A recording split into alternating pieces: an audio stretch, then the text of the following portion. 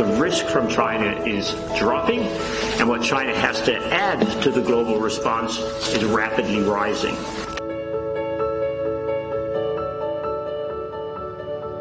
The community is simply not yet ready in mindset or with the materials to implement the measures that have been employed, the only successful measures we know so far to contain COVID-19 as it has here in China. In the world of preparedness planning, and I suffer the same biases as, or maybe error of thinking as many people, but in that world, there's still an ambivalence to using what we call non-pharmaceutical measures. So we don't have a vaccine, we have a therapeutic.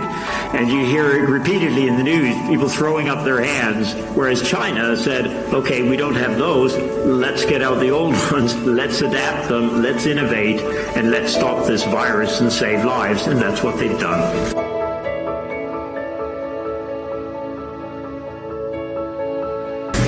And I wanted to make sure that after a very intensive program of work here, that we shared with the rest of the world just how extraordinary the effort was here. And it's not to praise China.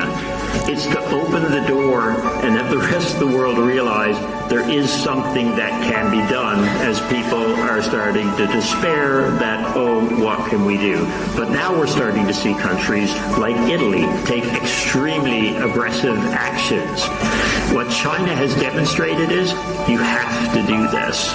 And if you do it, you can save lives and prevent thousands of cases of what is a very difficult disease.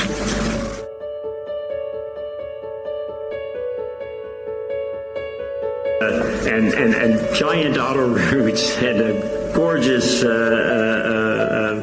hypermodern train station was silent. It was a ghost town.